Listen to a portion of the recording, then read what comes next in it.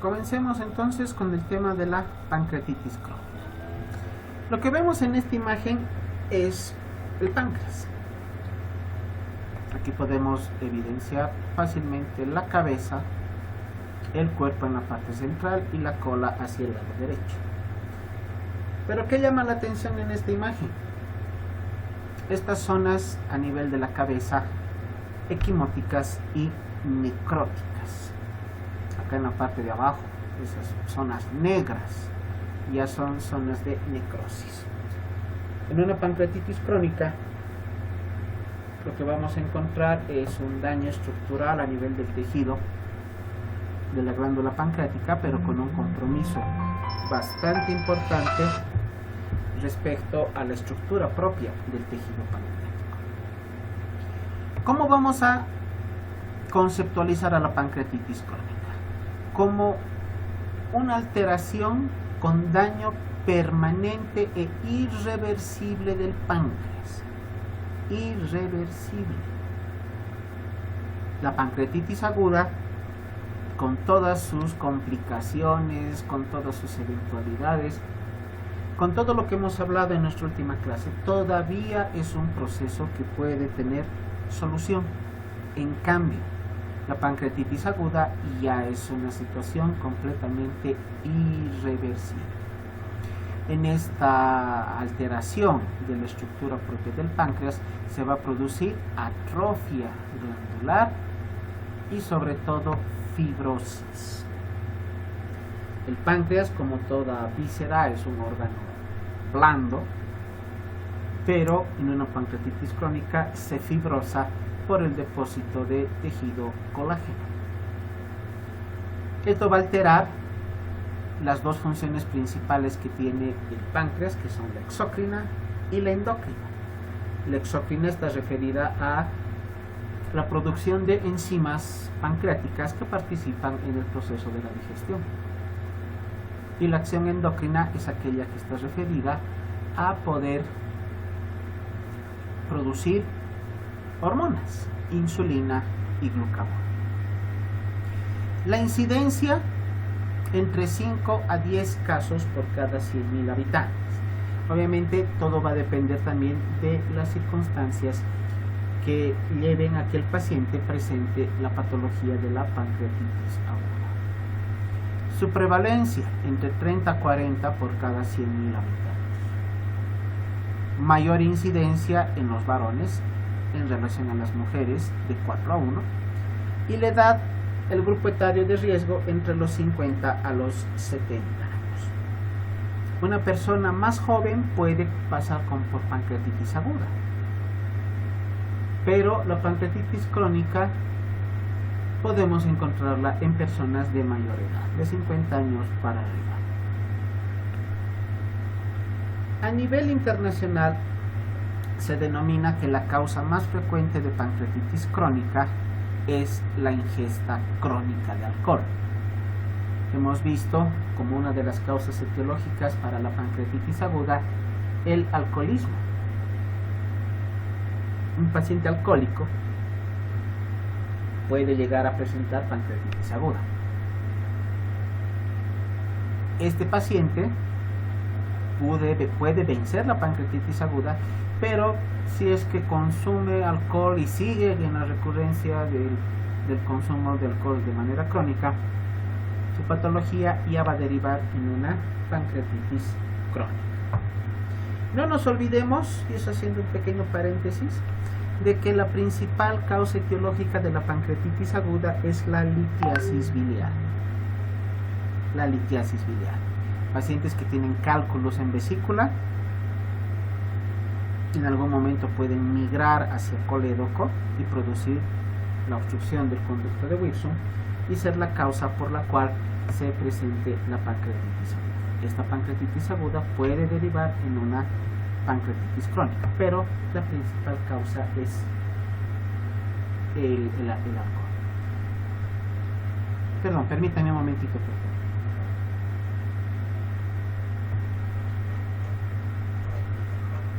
Bien, las pancreatitis agudas las vamos a dividir, las pancreatitis crónicas las vamos a dividir en dos grupos. las que tienen forma calcificante y las obstructivas. De estas, la más frecuente es la forma calcificante, donde se van a depositar, además de del tejido colágeno, moléculas de calcio que van a favorecer al endurecimiento de la glándula. Para la causa o para la variedad calcificante tenemos como causas principalmente el alcohol. Otras circunstancias que pueden producir esta situación de la pancreatitis crónica son las patologías hereditarias, la hipercalcemia secundaria a un hiperparatiroidismo y los casos de hiperlipidemias, aquellos casos en los cuales se cursa con colesterol o triglicéridos elevados. Entonces, el tener colesterol elevado no es chiste. No es simplemente, sí, el colesterol, tengo mucha grasa, voy a hacer dieta. Fíjense que una circunstancia de una dislipidemia bajo estas características puede derivar en una pancreatitis crónica. Para la variedad obstructiva, las causas más comunes son las neoplasias, los tumores de páncreas y la estenosis del conducto pancreático, estenosis crónica del conducto pancreático, o la coledocolitiasis que no es atendida oportunamente, por el hecho de que al estar obstruido el drenaje del páncreas, esto va a producir una mayor lisis pancreática y puede desencadenar y acelerar el proceso de destrucción de los acinos pancreáticos, y en última instancia ahí, en ese lugar donde el páncreas tiene el tejido dañado, se irán depositando calcio y colágeno. Principal causa en adultos, alcoholismo crónico, y también se ha descrito en niños. Les decía que la edad de riesgo es de 50 a 70 años, pero he visto algunos artículos de hace bastantes años, no son recientes, donde se han descrito casos de pancreatitis en niños, en menores de 10 años, donde se ha determinado como la causa para este tipo de pancreatitis en pediatría la fibrosis quística, patología que va a producir fibrosis, endurecimiento de los órganos, en este caso con un compromiso mayor a nivel del páncreas. Y hay entre un 10 a un 30% de causa idiopática, donde se presenta la pancreatitis crónica, pero no se relaciona con ninguna de las etiologías que hemos mencionado previamente. Por lo tanto, causa alcohólica, 70%. Causa idiopática sería la segunda causa, 25%, entre un 10 a un 30%. La causa alcohólica va a producir activación de enzimas intracelulares. Estas enzimas que participan en el proceso de la proteólisis en la digestión de los alimentos, es la que va a actuar directamente sobre el propio tejido pancreático, produciendo su lesión y posteriormente la autólisis, la destrucción del páncreas.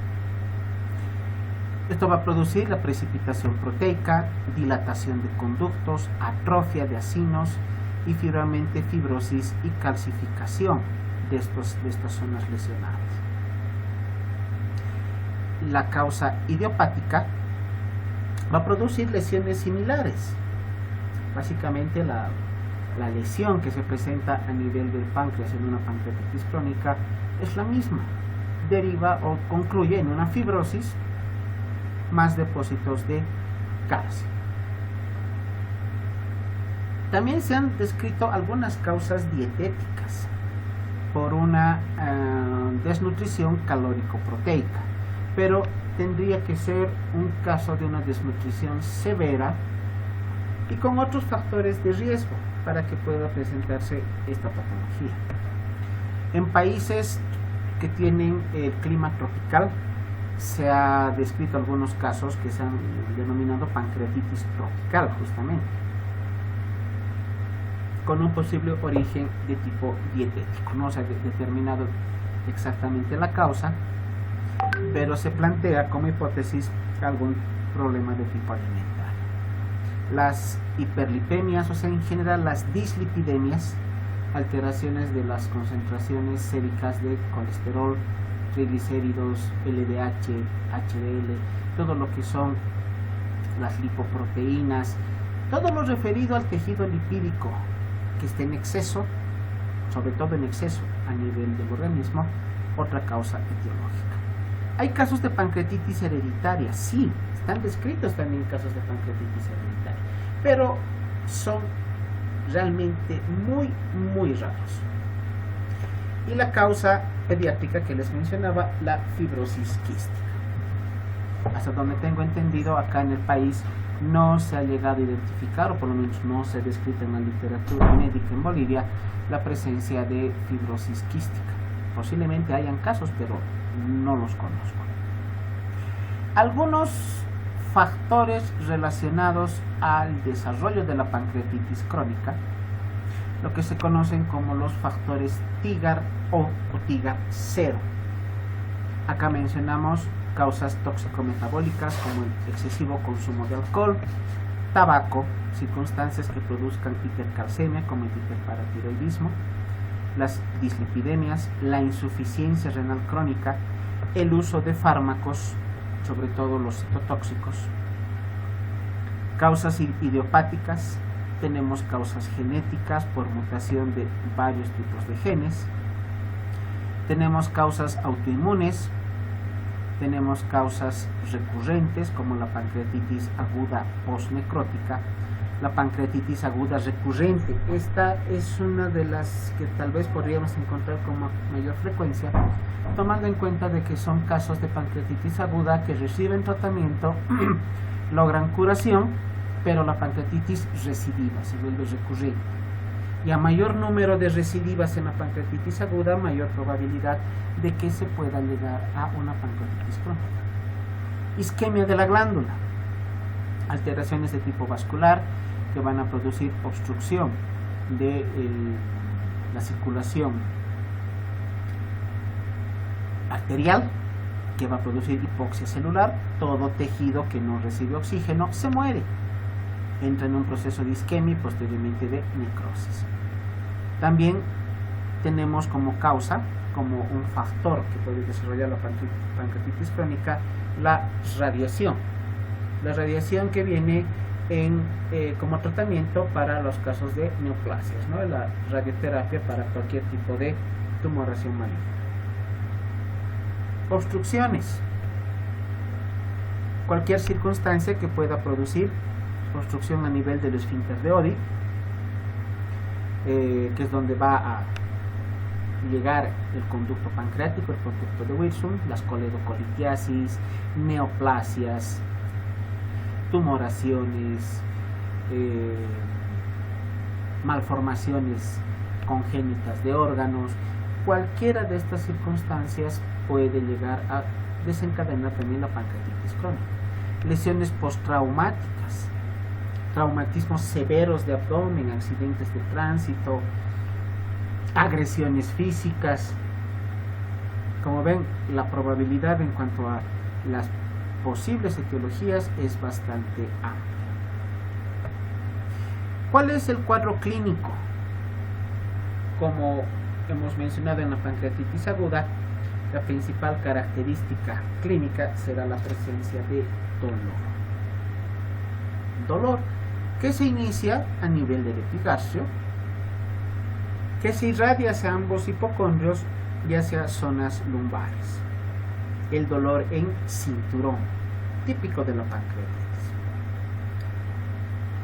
Semiológicamente podemos encontrar una característica en cuanto al dolor, que la intensidad del dolor disminuirá cuando el paciente adopta una posición antiálgica, la posición genupectoral.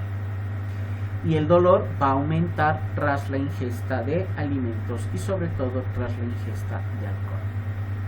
¿Cómo es el dolor? Opresivo. Los pacientes nos indican que es como si tuvieran un peso en la zona del epigastrio, en lo que los pacientes nos indican como la boca del estómago. El dolor de muy gran intensidad.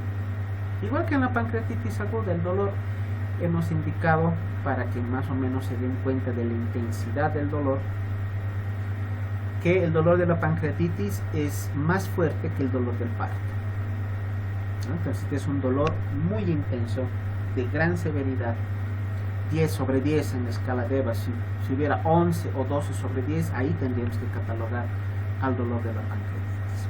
No responde antiácidos, porque el paciente piensa que es una gastritis, que tiene inflamado el estómago, que se le va a pasar con el omeprazol o con un antiácido. Obviamente no va a ceder el dolor. Y necesita la utilización de analgésicos fuertes, analgésicos potentes. No nos vamos a jugar con el dolor del paciente dándole paracetamol. No le va a hacer nada al paciente. O dándole diclofenaco, dándole ibuprofeno. Debemos utilizar analgésicos más fuertes, derivados opiáceos como el tramadol, la meperidina o la morfina. O inclusive se ha necesitado en alguna circunstancia, cuando hacía la residencia, tuvimos un paciente al cual le tuvimos que dar fentanil, que es un analgésico pero de uso exclusivo como medicación preanestésica, porque era lo único que le calmaba el dolor. Cuando el dolor disminuye en intensidad e inclusive puede llegar a desaparecer, así de manera espontánea, sin el uso de ningún tipo de fármaco, es un signo de mal pronóstico, porque nos indica que ya se ha presentado una destrucción importante de la glándula y por lo tanto se ha producido la destrucción de los receptores sensitivos y el dolor puede llegar a desaparecer. Pero para que se produzca este signo, se debe tener un porcentaje de destrucción de la glándula mayor al 70%. O sea, y realmente que el páncreas esté destruido en un 70% o esté fibrosado o calcificado, inoperante, sin ningún tipo de funcionamiento exócrino o endocrino, este paciente tiene sus días contados. La anorexia es otro dato clínico que podemos mencionar conjuntamente al dolor, porque el paciente deja de comer, ni siquiera es que come poco, directamente ya no quiere comer nada, porque ante la ingesta de cantidades mínimas de alimento se puede presentar dolor. El paciente sabe que si come algo le va a doler y por lo tanto deja de comer. Y si el paciente no se sirve ningún tipo de alimentación durante un lapso de tiempo determinado, puede llegar a presentar inclusive situaciones de desnutrición. Por eso los pacientes con pancreatitis crónica muchas veces se los llega a confundir con cáncer de páncreas por el hecho de la emaciación con la cual los pacientes acuden a las consultas, por ese estado de desnutrición severa donde se observan relieves óseos con facilidad. El paciente está caquético, de igual manera que se presentaría en un cáncer de páncreas. También vamos a encontrar la pérdida de peso, por esta situación que les decía de la desnutrición severa. La esteatorrea. ¿Qué es la esteatorrea? La presencia de contenido graso en las heces fecales.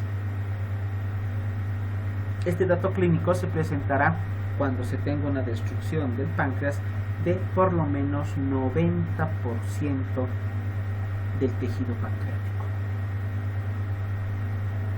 Entonces, ya la presencia de esteatorrea en un paciente con pancreatitis ya es un dato también de mal pronóstico, porque ya nos indica una destrucción mucho más severa del páncreas, por lo menos un 90%.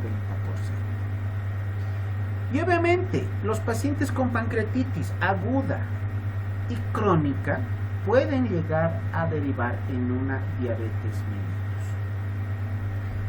Si se destruyen los acinos pancreáticos, donde están los islotes de Langerhans productores de insulina, al no haber la insulina endógena que el propio organismo está produciendo, el paciente empezará a tener valores elevados de glicemia y al paciente ya se lo diagnostica como diabetes mellitus, pero una diabetes mellitus en este caso secundaria, diabetes mellitus secundaria a destrucción pancreática. Se presenta en estadios muy avanzados de la pancreatitis. Más bien estos pacientes, a pesar de llegar a tener valores muy altos de glicemia, como de 400 o hasta de 500 miligramos por decilitro, no llegan a producir cetoacidosis diabética. Se puede llegar a tener riesgo de hipoglicemia, porque al estar alterada la función del páncreas, al diagnosticarse la diabetes, se le inicia un tratamiento hipoglicemiante, pero como todavía pueden existir algunos islotes de Langerhans funcionantes muy contaditos, muy poquitos en algún lugar de la glándula que todavía está indemne, la poca cantidad de insulina que va a producir la pancreatitis, o que va a producir el páncreas, la poca cantidad de insulina que llega a producir el páncreas puede llegar a ser suficiente como para controlar los niveles de glicemia. Por lo tanto, en un paciente con pancreatitis aguda que cursa con diabetes mellitus, utilizar con mucho cuidado los hipoglicemiantes, ya sean orales o parenterales. La recomendación inicial es mantener una conducta expectante, porque para un día el paciente puede presentar una glicemia de 300, hace asustar al médico y resulta que al día siguiente aparece con 50 o 60 de glicemia. Hasta no tener la certeza de cuánto es la cantidad de insulina que está produciendo el paciente y cuáles son los niveles de glicemia basal que maneja el paciente, no iniciar tratamiento hipoglicemiante para de esta manera no correr el riesgo de que el paciente entre en un coma hipoglicémico. Como la causa alcohólica es la más frecuente, estos casos de pancreatitis con diabetes mellitus suelen acompañarse de neuropatía diabética. Esa sensación de dolor, adormecimientos, calambres que se presentan sobre todo a nivel de extremidades inferiores, que es donde mayormente se presentan esta alteración. Extremidades superiores en menor frecuencia y también puede aparecer a nivel de la cara, ¿no? Por una neuropatía del nervio trigémino, que es el que le da la sensibilidad a la cara. Entonces, estos pacientes con diabetes mellitus secundarias a la pancreatitis tendrán manifestaciones típicas de la patología endocrinológica. Podemos encontrar ictericia cuando el problema es de orden obstructivo. Cuando el colédoco está inflamado, está obstruido, ya sea por un cálculo en el interior o por una obstrucción extrínseca como una neoplasia, un quiste, cualquier tipo de situación, como decíamos, alteración anatómica, se puede presentar ictericia por todos los factores que ya conocemos, que ya hemos hablado respecto a la hiperbilirrubinemia, ¿no? En este caso se presentará un aumento de la bilirrubina directa, más allá de los 3 miligramos por decilitro, entre 2.5 a 3 miligramos por decilitro de bilirrubina total, el paciente ya presentará ictericia como manifestación clínica. Se describe una triada en los casos de pancreatitis crónica: esteatorrea, más diabetes y más calcificaciones pancreáticas. Solo se presenta en el 30%, entre 30 a 40% de los pacientes, pero la presencia de estos 3 elementos, la esteatorrea, la diabetes y la identificación de calcificaciones pancreáticas, es un signo o es un dato clínico de muy mal pronóstico. ¿Cómo vamos a determinar la presencia de calcificaciones pancreáticas? A través de una ecografía abdominal. De acuerdo a la pericia del ecografista, podrá identificar fácilmente la presencia de cálculos dentro del páncreas, de calcio. Pueden ser a manera de depósitos aislados de calcio a manera de calcinosis, o puede presentarse en forma de cálculos. Los mismos cálculos que se presentan en vesícula o en riñón pueden presentarse también en el páncreas en los casos de pancreatitis crónica. Pero la presencia de esta tríada es un signo de muy mal pronóstico. ¿Cómo se realiza el diagnóstico? Como toda patología, clínicamente. El antecedente del consumo del alcohol deberá ser adecuadamente investigado. El antecedente respecto a patologías pancreáticas previas, el paciente ya pasó por una pancreatitis aguda, un dato importante para el diagnóstico. Luego debemos apoyarnos en los estudios de gabinete, en los estudios complementarios. La ecografía abdominal, la tomografía simple de abdomen. Rara vez llegaremos a necesitar una resonancia magnética, tomando en cuenta que los dos primeros estudios que hemos mencionado, la ecografía y la tomografía, serán suficientes para poder dar el diagnóstico. Hay una prueba, que es la de estimulación hormonal con secretina, donde se le administra al paciente esta hormona y se ve la respuesta que tiene el organismo. Si los valores que se presentan posteriormente a la administración de la secretina están por encima del rango normal, es un dato laboratorio, es una prueba laboratorial que nos ayuda a poder afinar nuestro diagnóstico. Y para poder tener un dato más claro, más específico, de mayor sensibilidad, realizamos la ERCP, la aquí está, colangiopancreatografía retrógrada endoscópica. Su abreviación en español es CPRE, pero se la conoce más como la ERCP por su nombre en inglés. Este estudio nos va a ayudar a poder identificar en el interior de la vía biliar la presencia de cálculos que puedan estar obstruyendo el colédoco y poder determinar inclusive la presencia de tumoraciones a este nivel. Pero en última instancia, como prueba gold estándar, o sea, la prueba de oro, la prueba que nos ayuda a determinar el diagnóstico al 100%, es la biopsia.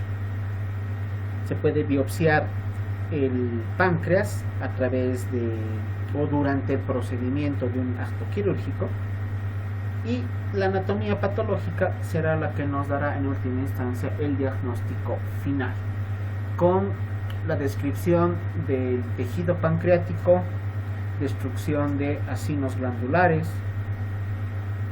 grandes depósitos de colágeno, fibrosis del tejido pancreático, presencia de calcificaciones. Realmente con la anatomía patológica no hay donde perderse. Ya tenemos el diagnóstico establecido ya en características finales. Se llama Gold Standard porque es la prueba de oro, la prueba que nos ayuda a dar un diagnóstico definitivo con una certeza del 100%. Si realizamos pruebas laboratoriales típicas para enfermedades del páncreas, como son la amilasa y la lipasa, en la pancreatitis crónica suelen ser normales. Un dato que ayuda a diferenciar de una pancreatitis crónica, de una pancreatitis aguda. En la pancreatitis aguda, lipasa y amilasa, una o ambas, pueden estar elevadas. En la pancreatitis crónica, por el contrario, ambos pruebas laboratoriales suelen estar en rangos normales. Puede haber elevación de bilirrubinas, elevación de fosfatasa alcalina, sobre todo la elevación de la bilirrubina directa más la fosfatasa alcalina elevada, nos indican datos laboratoriales de colestasis, o sea, de obstrucción de la viabilidad. La tolerancia, la prueba de tolerancia a la glucosa nos dará valores elevados de la glicemia en ayunas. Si es un paciente que ya está con una destrucción importante del tejido pancreático, se puede llegar al diagnóstico de diabetes mellitus, y como prueba laboratorial para poder confirmar la diabetes solicitamos la curva de tolerancia o prueba de tolerancia a la glucosa, con lo cual podemos llegar con mayor claridad al diagnóstico. Una radiografía simple de abdomen nos sirve, sí, porque es muy sensible a la identificación de las calcificaciones. Como en esta imagen que vemos acá, vemos puntitos blancos en toda esta zona. Son depósitos de calcio, justamente en la región anatómica donde se puede o donde se encuentra el páncreas. Y en esta imagen las calcificaciones son tan numerosas que básicamente están delimitando con mucha precisión dónde se encuentra la glándula pancreática. Esta radiografía nos muestra calcificación de toda la extensión del páncreas. ¿Es útil? Sí, es útil una radiografía cuando la pancreatitis crónica cursa con calcificaciones, porque también existen casos de pancreatitis crónica donde no habrá calcificaciones. Por lo tanto, la ausencia de calcificaciones no descarta el diagnóstico. Estas calcificaciones se presentarán en cierto número de casos, y otros casos de pancreatitis crónica cursarán sin calcificaciones. Por lo tanto, una radiografía también es de mucha utilidad. La ecografía y la tomografía, creo que está por demás poder indicar la importancia de la realización de estas pruebas, de estos estudios, tomando en cuenta que nos van a ayudar a poder determinar con mayor certeza características anatómicas de la glándula, como su tamaño, la forma, textura del tejido, calibre de los conductos, del conducto pancreático, del colédoco, si existen colecciones líquidas alrededor del páncreas, si existe cualquier tipo de alteración a nivel de la glándula, e inclusive si sospechamos, les decía que podemos confundir fácilmente con un cáncer de páncreas, la ecografía y la tomografía lograrán identificar neoplasias, situación que una radiografía simple no nos da. Estos estudios tienen mayor sensibilidad y por lo tanto ya se puede solicitar estos estudios prácticamente de inicio en el tratamiento del paciente, para poder tener los datos a la brevedad posible respecto a los informes correspondientes, y en base a esto ya poder dar un diagnóstico final y realizar el tratamiento correspondiente. La RCP, lo que les decía, el estudio endoscópico que permite observación de la vía biliar, de la vía pancreática, nos ayudará a poder identificar cualquier tipo de proceso que esté produciendo colestasis, patologías que puedan estar ocasionando obstrucción de la vía biliar. La ERCP no es un estudio que se solicita de inicio, no se solicita de entrada al paciente. Si con la ecografía abdominal más la tomografía podemos llegar a un diagnóstico, la RCP se deja en un segundo plano, tomando en cuenta que es un estudio invasivo.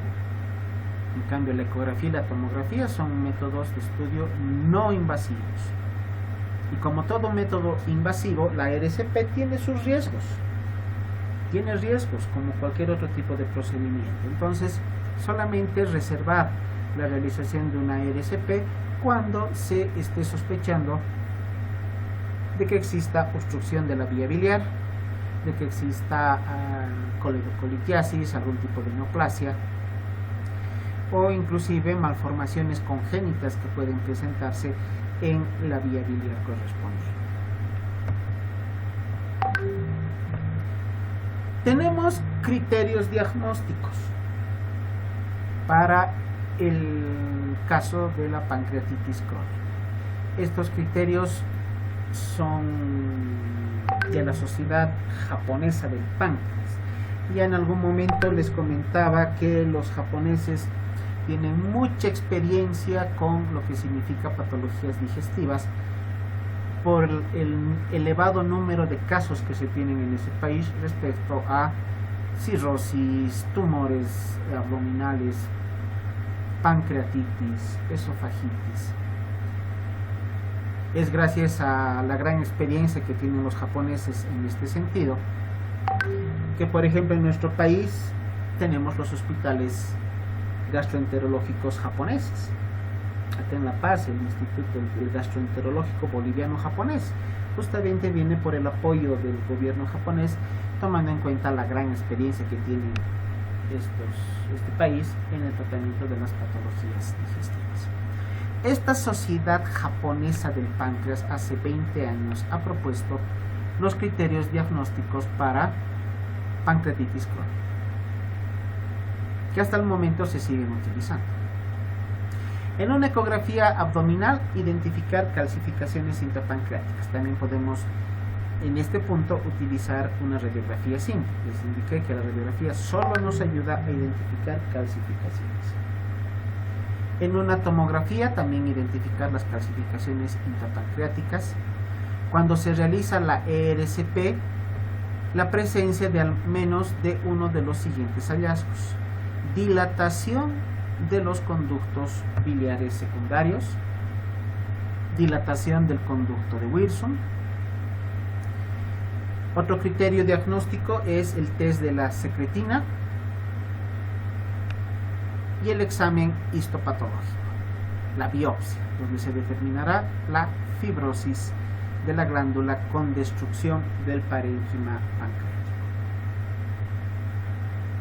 Manejando estos criterios para poder llegar al diagnóstico de pancreatitis aguda, se indica, ¿no?, que cualquiera de estos criterios ya nos da el diagnóstico de pancreatitis crónica.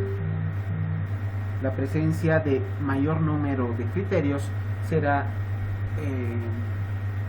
de utilidad porque nos dará con mayor certeza el diagnóstico correspondiente. Pero entonces tomemos en cuenta lo que está aquí subrayado, ¿no? Calcificaciones intrapancreáticas, dilatación de conductos biliares, dilatación del conducto de Wilson y en la biopsia la presencia de fibrosis glandular.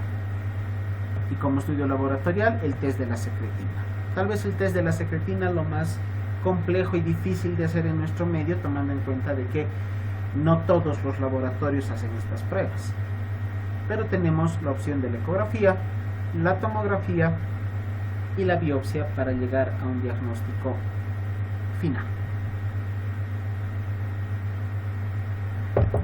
Estos criterios también nos indican que hay la probabilidad de una pancreatitis crónica probable. Los anteriores eran una pancreatitis crónica característica, típica. En cambio, podemos llegar a diagnosticar una pancreatitis crónica probable cuando en la ecografía abdominal se tengan uno de los siguientes hallazgos: hiperecogenicidad del tejido pancreático, dilatación irregular de los conductos o deformación del contorno de la glándula pancreática. En la tomografía abdominal, la deformación de la glándula con un contorno irregular, dilatación de los conductos biliares secundarios, dilatación del Wilson. También tenemos la dilatación irregular del conducto de Wilson, pero exclusivamente del Wilson, sin compromiso de los conductos biliares.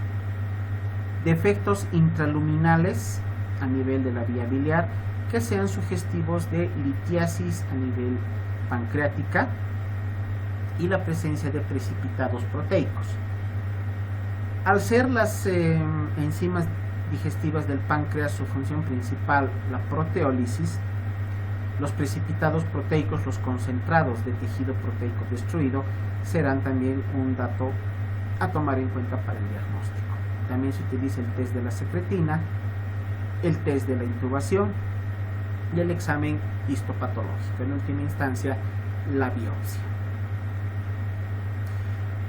Se recomienda que el diagnóstico de pancreatitis crónica obstructiva debe basarse en la presencia de anomalías morfológicas de la glándula que lleguen a comprometer a todo el aparato excretor, que lleguen a comprometer a la eliminación o a la liberación de las enzimas pancreáticas correspondientes.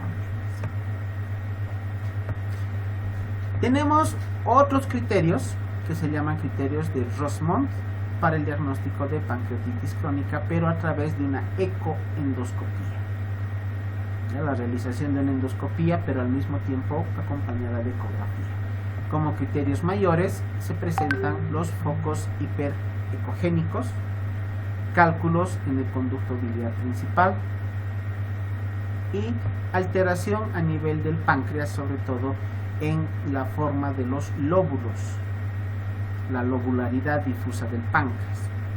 Como criterios menores, presencia de quistes, conducto principal dilatado más de 3.5 milímetros a nivel de la cabeza o de 1.5 milímetros a nivel de la cola del páncreas, contorno del conducto pancreático principal irregular, 3 o más conductos pancreáticos secundarios dilatados más de 1 milímetro, la pared del conducto principal del páncreas con una característica hiperecogénica, la presencia de estrías lineales que son hiperecogénicas, focos hiperecoicos y lobularidad focal, lóbulos que no sean contiguos. Tomando en cuenta estos criterios, se puede llegar al diagnóstico de pancreatitis crónica. Acá tenemos las variantes que se pueden tener. Acá tenemos las letras, ¿no?, que denominan a cada uno de estos criterios, y aquí cómo se realiza la evaluación de los criterios. Son situaciones relativamente sencillas de poder realizar, pero debemos tomar en cuenta el conocimiento de cada uno de estos criterios para poder utilizar estas tablas y poder llegar al diagnóstico de pancreatitis crónica o de pancreatitis o de un páncreas normal. Se hace más complejo porque se necesita la realización de una ecoendoscopía. ¿Cuáles son las complicaciones? La diabetes mellitus. Esta diabetes que se puede presentar en cualquier punto evolutivo de la patología, sobre todo en casos que están muy avanzados, y como les decía hace un momento, tomar las previsiones necesarias para el tratamiento, una conducta expectante en primera instancia hasta tener la certeza de los valores de glicemia basal. Cuando se requiere tratamiento ya para una diabetes que está diagnosticada al 100%, donde se tenga la certeza de que los valores de glicemia se mantienen elevados de manera constante, el tratamiento debe ser exclusivamente con insulina. No se recomienda dar hipoglicemiantes orales. Estos pacientes hay que tratarlos como diabetes mellitus tipo 1, donde el tratamiento es exclusivo con insulina, no se dan hipoglicemiantes orales. Otras complicaciones: la mala absorción de vitamina B12 por el daño que se produce secundario al consumo crónico de alcohol, la colestasis, o sea, la obstrucción de la vía biliar, e inclusive presencia de fístulas del páncreas hacia la región cutánea, sobre todo, que va a drenar contenido del tejido pancreático, de las enzimas pancreáticas, presencia de quistes que puedan tener un contenido seroso, serohemático, purulento, que son los que van a drenar a nivel cutáneo. Cuando se presenta una fístula, el tratamiento es cerrar la fístula. Hay que someter al paciente a un tratamiento quirúrgico para poder cerrar directamente la fístula. presencia de quistes o pseudoquistes a nivel del páncreas, que se caracterizan por presentar colecciones líquidas, pues de material ceroso, serohemático, pero este contenido serohemático, sobre todo al ser un caldo de cultivo, puede llegar a sobreinfectarse y tener un contenido ya de tipo purulento, con lo cual se convierte en un absceso pancreático. Y como una complicación más rara, la trombosis venosa esplénica. Es una circunstancia en la cual se va a producir la obstrucción de la vena esplénica secundaria a la pancreatitis crónica, pero cuando ya se tengan datos de cáncer de páncreas, porque a continuación de la pancreatitis crónica puede sobrellevarse o puede sobrevenir más bien una situación de cáncer de páncreas. En este caso, como hay trombosis de la vena esplénica, se produce alteraciones a nivel del vaso, el tratamiento es quirúrgico con la realización de una esplenectomía, en el caso de la presencia de la trombosis venosa esplénica. ¿Cómo se hace el tratamiento? Al ser una patología que tiene origen alcohólico, suprimir el alcohol. La destrucción del páncreas no la vamos a poder revertir. La destrucción del tejido pancreático no tiene solución. Por lo tanto, el tratamiento está dirigido simplemente a la realización de medidas generales. ¿Cuáles son estas medidas? Sobre todo medidas de tipo dietético. Dieta hipograsa, dieta hipercalórica para dar un aporte mayor de calorías. Y en cuanto a medicación, no dar paracetamol, metamizol, ASA, el ácido acetilsalicílico, en las primeras etapas. Que les decía, el dolor de la pancreatitis es tan intenso que no se recomienda utilizar este tipo de analgésicos. Utilicemos los de mayor potencia, los derivados opiáceos. También se puede utilizar enzimas pancreáticas. La utilización de enzimas pancreáticas exógenas a manera de comprimidos, de tabletas, ayudará de alguna manera a que el poco tejido que todavía pueda quedar sano del páncreas pueda suplir la función digestiva, con lo cual podemos llegar a controlar parcialmente también el dolor. La administración de altas dosis de enzimas pancreáticas, sobre todo de pancreatina que hay en comprimidos, es útil cuando el dolor no cede, con dieta, con supresión de alcohol e inclusive con los analgésicos. Entonces la administración de enzimas pancreáticas se convierte en parte del tratamiento, pero exclusivamente sintomático. Todas estas medidas son sintomáticas, ninguna de ellas llega a ser curativa.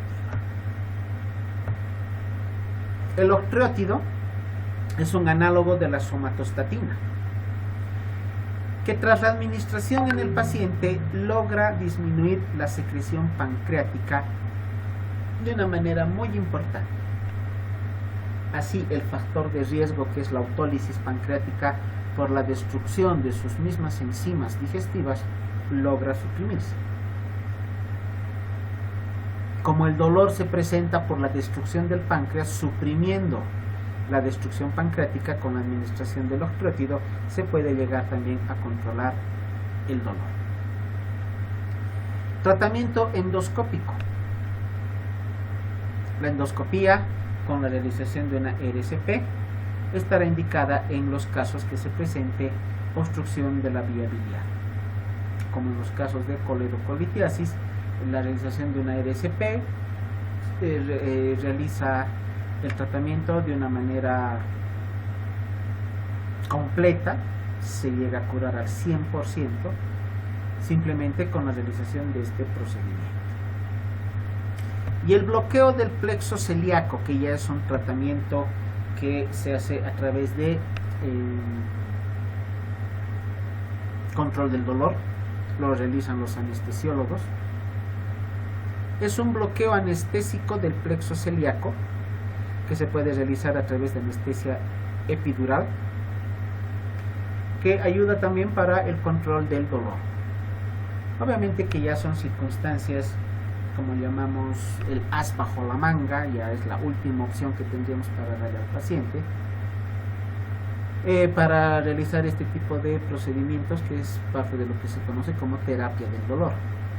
Este mismo tipo de tratamiento se utiliza en casos de cáncer. Ya en cáncer terminal es el anestesiólogo el que da terapia del dolor simplemente para disminuir el dolor. Es un tratamiento eminentemente sintomático. Al ser la pancreatitis crónica una patología donde el dolor llega a ser la manifestación más importante y la que va a disminuir de manera muy importante la calidad de vida del paciente, entonces se tomará como última opción, al no haber mejoría con ninguno de los métodos que hemos mencionado previamente, la realización del bloqueo anestésico del plexo celíaco. Tratamiento quirúrgico. ¿Está indicado? Sí, hay indicación quirúrgica, donde no se pueda lograr ninguna mejoría a través del tratamiento clínico. Obviamente que ahí hay que ver, poner en una balanza riesgo-beneficio. Si es mejor mantener al paciente con un tratamiento crónico a largo plazo con la utilización de analgésicos, con la probabilidad de que el dolor no logre controlarse, o es mejor someterlo a una cirugía donde se tienen varias técnicas, ¿no? Como las técnicas indirectas, también para controlar el dolor, la simpatectomía, esplanectomía,